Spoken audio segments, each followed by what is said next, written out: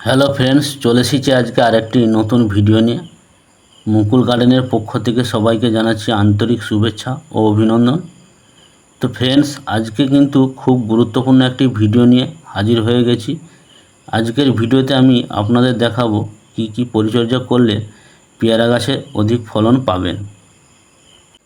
তো ফ্রেন্ডস, আমি এখানে বলছি না যে অনেক ফলন হবে, তো যতটুকু ফলন হচ্ছে তার থেকে অনেক বেশি ফলন হবে এটুকু আমি বলতে পারি, যদি আপনারা আমার এই টিপসগুলো মনে রাখেন।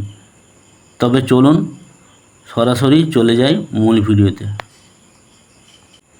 প্রথমে যে বিষয়টি লক্ষ্য রাখতে হবে সেটা হলো পেয়ারা গাছে পর্যাপ্ত সূর্যের আলো পায় সেই দিকে লক্ষ্য রাখতে হবে, সেটা যে কোনো জাতের পেয়ারা গাছ হোক না কেন। আমরা তো জানি যে কোনো গাছের জন্য পর্যাপ্ত সূর্য আলো প্রয়োজন হয়, তবে এটা কি জানি সকালে রোদ না দুপুরে রোদ না বিকালে রোদ সবচেয়ে গুরুত্বপূর্ণ ভূমিকা পালন করে পেয়ারা গাছের জন্য? হ্যাঁ বন্ধুরা, অবশ্যই সকালে রোদ পেয়ারা গাছের জন্য ফলন ধরানোর জন্য বেশি ভূমিকা পালন করে।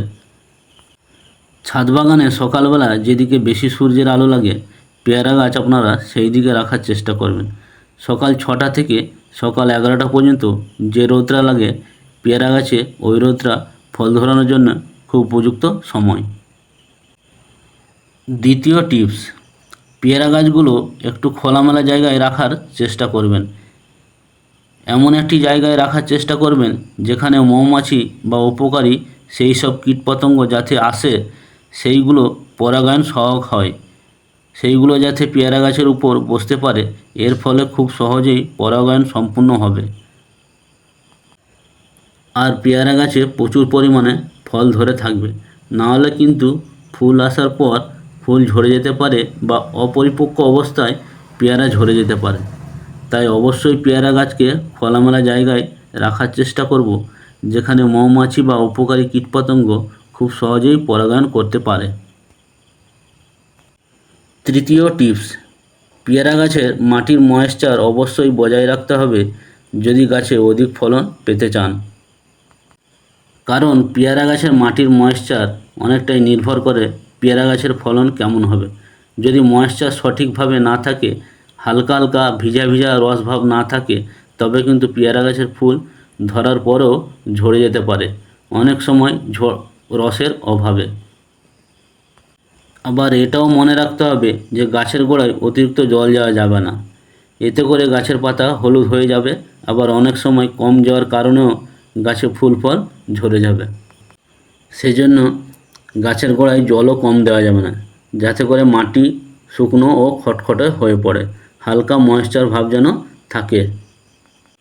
এই জন্যই পেয়ারা গাছের মাটি খুব ভালোভাবে তৈরি করে নিতে হবে, এতে করে পেয়ারা গাছের ভালো ফলন পাওয়া যাবে। এখানে আমি একটা কথা আপনাদের বলে রাখি যে পেয়ারা গাছের গোড়ার মাটি সবসময় উঁচু করে রাখবেন যদি জমিতে চাষ করে থাকেন। আর যদি টব বা গ্রো ব্যাগে চাষ করে থাকেন তাহলে ড্রেনেজ সিস্টেমটা খুব ভালো করে নিতে হবে, যাতে করে জল দেওয়ার সাথে সাথে ড্রেনেজ হোল দিয়ে বেরিয়ে যায়। চতুর্থ টিপস, টবে বা গ্রো ব্যাগে পেয়ারা গাছ লাগালে 20 থেকে 25 দিন পর পর খাবার দিতে হবে। কারণ টব বা গ্রো ব্যাগের মাটি সীমিত থাকে, সেই জন্য মাটিতে আপনি যতটা পরিমাণ খাবার দিবেন ততটা পরিমাণ সে নিতে পারবে। এক্সট্রা খাবার গ্রহণ যে করবে ততটা কিন্তু শিকড় থাকে না, সেই জন্য কিছুদিন পর পর খাবার দিতে হবে। যখন দেখবেন আপনার গাছের পেয়ারাগুলো একটু বড় হচ্ছে তখন নাইট্রোজেন জাতীয় খাবার দিতে হবে, এতে করে আপনার গাছের পেয়ারা খুব দ্রুত বৃদ্ধি পাবে। যেমন গোবর সার, শিমকুচি এইগুলো আপনি দিতে পারেন। 5 নম্বর টিপস, আমাদের গাছে যখন পেয়ারা ধরে তখন কিন্তু দেখা যায় যে পেয়ারাগুলো হাত দিয়ে ছিঁড়ে নেওয়া হয়, এটা কিন্তু একদম ঠিকই নয়, আর এটা কিন্তু একদমই ভুল একটি পদ্ধতি। তার জন্য আপনারা অবশ্যই ধারালো কিছু ব্যবহার করতে পারেন, যাতে করে খুব সহজেই আলতোভাবে পেয়ারাগুলি সংরক্ষণ করতে পারেন। এমনটা আপনারা কোনোদিনই করবেন না যে পেয়ারা ধরলেন আর টান মেরে ছিঁড়ে দিলেন, তাহলে কিন্তু সেই যে ডগাগুলো থাকে সেই ডগাগুলোতেও পেয়ারা কিন্তু পরে ফুল ফল আসতে পারে। তো ফ্রেন্ডস, আমি আশা করি আপনারা বুঝতে পারছেন বা কিছুটা হলেও আমি আপনাদের বোঝাতে পেরেছি যে কি কি পদ্ধতি অবলম্বন করলে প্রচুর পরিমাণে ফুল ও পেয়ারা ধরবে। আমি আশা করি আপনারা যদি এই টিপসগুলি ফলো করেন তাহলে আপনার গাছও প্রচুর পেয়ারা ধরবে। তো ফ্রেন্ডস, এই ছিল আমার আজকের ভিডিওটা যদি ভালো লাগে লাইক কমেন্ট শেয়ার করে দেবেন।